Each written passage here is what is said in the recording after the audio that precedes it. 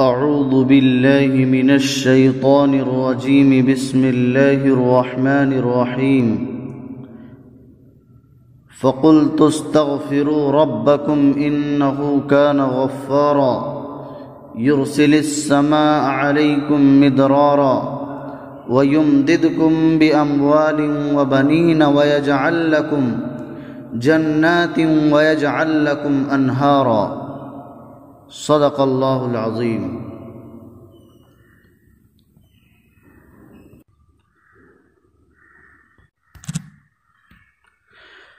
پس میں نے ان سے کہا کہ تم اپنے رب سے استغفار کرو، یقیناً وہ بہت بخشنے والا ہے، وہ تم پر آسمان سے خوب بارشیں برسائے گا اور وہ بڑھا دے گا تمہیں مال اور بیٹوں سے، اور تمہیں باغات عطا کرے گا اور تمہارے لیے چشمے اور نہریں رواں کر دے گا. کل ہمارے سامنے تفسیر آئی تھی سورہ شورى آیت نمبر 31 کی، وَمَا أَصَابَكُم مِّن مُّصِيبَةٍ فَبِمَا كَسَبَتْ أَيْدِيكُمْ وَيَعْفُو عَن كَثِيرٍ. اور اسی طریقے سے سورہ بقرہ کی آیت وَلَنَبْلُوَنَّكُمْ بِشَيْءٍ مِّنَ الْخَوْفِ وَالْجُوعِ وَنَقْصٍ مِّنَ الْأَمْوَالِ وَالْأَنفُسِ وَالثَّمَرَاتِ وَبَشِّرِ الصَّابِرِينَ. ان دونوں آیتوں کو سامنے رکھ کر دو باتیں بتائی گئی تھیں. ایک یہ کہ اللہ رب العزت کی طرف سے جو کوئی عذاب، مصیبت، پریشانی آتی ہے، ایک وجہ اس کی یہ ہے کہ وہ ہمارے کرتوتوں کی وجہ سے، ہماری نافرمانیوں کی وجہ سے اور ہمارے گناہوں کے سبب وہ عذاب مسلط ہم پر کیا گیا ہے. اور ایک سبب یہ ہوتا ہے، دوسری بات جو بتائی تھی وجہ کے طور پر، وہ یہ کہ بسا اوقات اللہ رب العزت آزمائش کے طور پر، امتحان کے طور پر اور بندوں کے درجات کو بڑھانے کے لیے، بلند کرنے کے لیے چھوٹی موٹی مصیبتیں، پریشانیاں اور دقتیں، آفتیں بھیجتا رہتا ہے اور اس کے ذریعے سے بندوں کی آزمائش اور امتحان لیتا ہے. اگر آزمائش کے طور پر ہے اور اللہ رب العزت نے ہمارے امتحان کے لیے اس کو مصیبت اور پریشانی ہمارے سامنے ڈالا ہے، مصیبت اور پریشانی ہمارے سامنے آئی ہے، تو ایسے موقع پر ہمیں کیا کرنا چاہیے، اس کے بارے میں کچھ تفصیل سے کل بات ہمارے سامنے آئی تھی. اب یہاں دوسرا سبب کو ہم سمجھیں گے. اگر دوسری وجہ سے پریشانی اور مصیبت آئی ہے، آفت اور بلائیں دوسری وجہ سے آئی ہیں، اور دوسری وجہ ہے کہ وہ ہمارے گناہوں کی وجہ سے، ہمارے گناہ اس قدر بڑھ گئے ہیں، اس کثرت سے ہمارے گناہ ہو گئے ہیں کہ اب اللہ رب العزت نے وبا کے طور پر اور مصیبت کے طور پر، آفت اور بلا کے طور پر ہمارے اوپر کسی عذاب کو، وبا کو مسلط کر دیا ہے. تو اب ہمیں اس سے کیسے نمٹنا ہے اور ایسے موقع پر ہمیں کیا کرنا ہے. ہمیں قرآن کریم کی اس آیت کریمہ سے تعلیم ملتی ہے اور ہمیں سبق اور نصیحت حاصل ہوتا ہے، نصیحت حاصل ہو رہا ہے کہ ہمیں اس سے کیا کرنا چاہیے ایسے موقع پر جب اللہ کا عذاب ہم پر مسلط ہو جائے، پریشانی اور مصیبت آ جائے.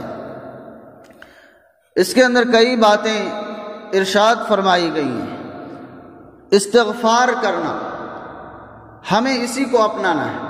استغفار کی کثرت، صبر کرنا بھی ہے اور صبر کے ساتھ ساتھ استغفار کرنا ہے اور کثرت سے استغفار کرنا ہے. اللہ رب العزت سے معافی مانگنا، اللہ رب العزت کے سامنے رونا دھونا، گناہوں کی معافی مانگنا، عاجزی اور انکساری کے ساتھ اللہ رب العزت کے حضور میں حاضر ہونا پہلے بتایا گیا ہے۔ اللہ رب العزت سے جب استغفار کوئی کرتا ہے تو اللہ تعالیٰ اس کے تمام گناہوں کو معاف کر دیتا ہے۔ جب کوئی توبہ کرتا ہے اللہ تعالیٰ اس کے تمام گناہوں کو بخش دیتا ہے۔ التائب من الذنب کمن لا ذنب لہ، گناہوں سے توبہ کرنے والا ایسا ہے گویا کہ اس نے کوئی گناہ ہی نہیں کیا ہے۔ لہذا ہمیں ایسے موقع پر استغفار کی کثرت کرنی ہے، اللہ سے معافی مانگنی ہے، اپنے پروردگار کے سامنے عاجزی اور انکساری کے ساتھ آنا ہے۔ اس کے مزید فائدے بھی اللہ کے رسول حضرت نوح علیہ نبینا علیہ الصلوات والتسلیم نے اپنی قوم کے سامنے بیان فرمایا ہے۔ اللہ رب العزت نے فرمایا، اس کو نقل فرمایا ہے، فَقُلْتُ اسْتَغْفِرُوا رَبَّكُمْ إِنَّهُ كَانَ غَفَّارًا، استغفروا ربکم، اپنے پروردگار سے تم استغفار کرو، معافی مانگو، اپنے پروردگار سے معافی مانگو، یقیناً وہ بہت زیادہ بخشنے والا ہے۔ اگر ہم اللہ سے معافی مانگیں گے اللہ تعالی ہمارے تمام گناہوں کو بخش دے گا، جیسا کہ ابھی بتایا گیا، کیونکہ وہ بہت زیادہ بخشنے والا ہے۔ ساتھ ساتھ میں یرسل السماء علیکم مدرارا، اور تم پر سے خوب بارشیں برسائے گا، تم پر سے نہیں، تم پر، وہ تم پر آسمان سے خوب بارشیں برسائے گا۔ ایک فائدہ یہ ہوگا کہ اللہ کی رحمت اترے گی، اللہ کی رحمت اترے گی۔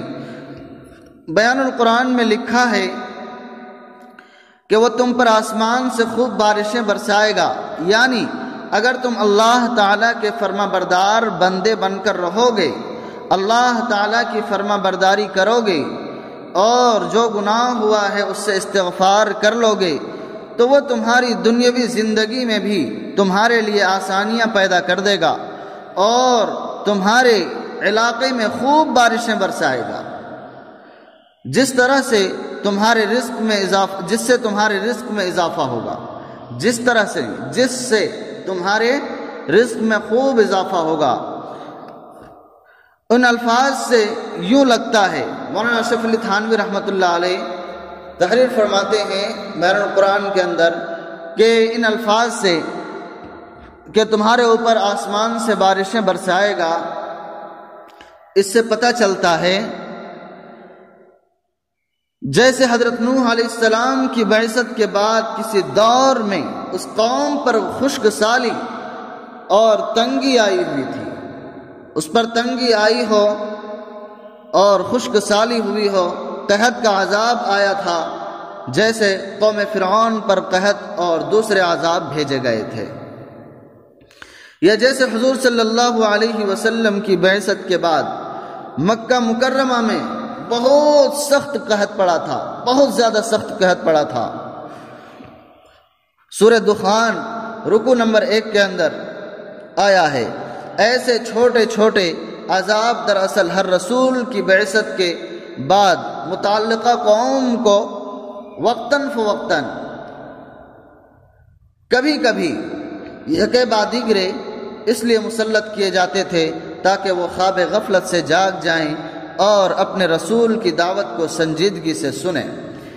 مولانا اشرف علی تھانوی رحمۃ اللہ علیہ نے یہ تحریر فرمایا ہے کہ گویا ممکن ہے کہ اس قوم پر پہلے عذاب آیا ہو، قحط کا عذاب، خشک سالی کا عذاب آیا ہو، اور اللہ کے رسول حضرت نوح علیہ السلام نے فرمایا اگر تم استغفار کر لو گے تو تم پر سے یہ پریشانی اور مصیبت ہٹ جائے گی، اللہ تعالیٰ تمہارے گناہوں کو تو معاف کرے گا ہی، ساتھ ساتھ میں آسمان سے تمہارے اوپر بارشیں نازل فرمائے گا۔ وَيُمْدِدْكُمْ بِأَمْوَالٍ وَبَنِينَ وَيَجْعَلْ لَكُمْ جَنَّاتٍ وَيَجْعَلْ لَكُمْ أَنْهَارًا، اور وہ بڑھا دے گا تمہیں مال اور بیٹوں سے اور تمہیں باغات عطا کرے گا اور تمہارے لیے چشمے اور نہریں روا کر دے گا۔ اس میں اور کئی فائدے بتائے گئے۔ ایک تو یہ کہ اللہ تعالیٰ گناہوں کو معاف کرے گا اور آسمان سے بارش بھی برسائے گا، ساتھ ساتھ میں تمہارے مال اور تمہاری اولاد اور نسل کے اندر بڑھوتری دے گا، اضافہ فرمائے گا۔ یہ دو مزید فائدے۔ اور آگے فرمایا وَيَجْعَلْ لَكُمْ جَنَّاتٍ وَيَجْعَلْ لَكُمْ أَنْهَارًا، اور تمہارے لیے باغات عطا کرے گا اور تمہارے لیے نہریں رواں کر دے گا۔ تو یہ دیکھیے جنت الفردوس کا بھی، جنت کا بھی اللہ رب العزت نے وعدہ فرمایا، جنت کا بھی اللہ رب العزت نے وعدہ فرمایا ہے، جس کو نقل فرمایا اگر یہ حضرت نوح علی نبینا علیہ الصلوات والتسلیم کی قوم کے لیے اگر ہو سکتا ہے استغفار کی برکت سے، تو اگر ہم بھی استغفار کریں تو کوئی بعید نہیں کہ اللہ رب العزت ہمیں بھی نوازے گا اور ہمارے لیے بھی یہ سب فوائد اور یہ جو فضیلتیں وارد ہوئی ہیں وہ ہمارے لیے بھی ہوں گی۔ اللہ رب العزت نے اس کو بیان فرمایا ہے، لہذا ہمیں عمل کرنا چاہیے اور کثرت سے استغفار کرنی چاہیے، کثرت سے استغفار کرنا چاہیے، تاکہ گناہوں کی معافی کے ساتھ ساتھ اللہ رب العزت کی طرف سے جو یہ وبا اور مصیبت اور پریشانی ہمارے اوپر مسلط ہے، اللہ رب العزت امید ہے اس سے بھی ہمیں نجات دے گا۔ اور استغفار کے مزید بہت فائدے ہیں، استغفار کے کئی اور فائدے ذکر کیے گئے ہیں۔ استغفار کا ایک فائدہ یہ بھی ہے کہ استغفار کرنے سے انسان کے تمام چھوٹے بڑے گناہ جہاں معاف ہو جاتے ہیں، وہیں جناب نبی اکرم صلی اللہ علیہ وسلم کی اتباع بھی ہوتی ہے، کیونکہ آپ صلی اللہ علیہ وسلم کثرت سے استغفار کیا کرتے تھے، کثرت سے استغفار اللہ رب العزت کے سامنے حضرت جناب نبی اکرم صلی اللہ علیہ وسلم فرماتے تھے۔ اسی کے ساتھ گناہوں سے بچنے اور اطاعت کرنے میں کوتاہی کا اعتراف، کیونکہ جب انسان اپنی کوتاہی کا اعتراف کر لیتا ہے تب وہ زیادہ سے زیادہ نوافل ادا کرتا ہے اور نیک اعمال کر کے اللہ تعالیٰ کے قریب ہونے کی کوشش کرتا ہے۔ استغفار کا ایک فائدہ یہ بھی ہے۔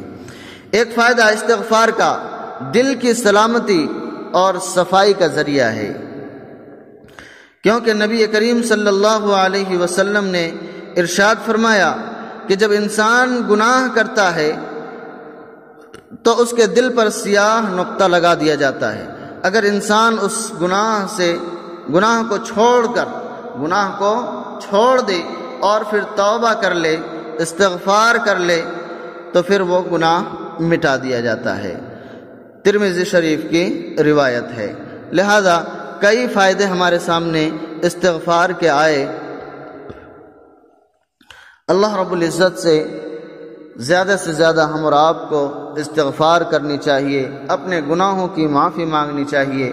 یہ وبا اور مصیبت قرآن کریم کی جو آیت سورہ شورى کی پڑھی گئی، اگر اس اعتبار سے یہ وبا ہمارے اوپر مسلط کی گئی ہے تو گناہوں سے ہم معافی مانگیں گے، امید ہے اللہ رب العزت اس سے نجات دے گا اور اس کرونا وائرس کی وبا سے ہم سب کی حفاظت فرمائے گا۔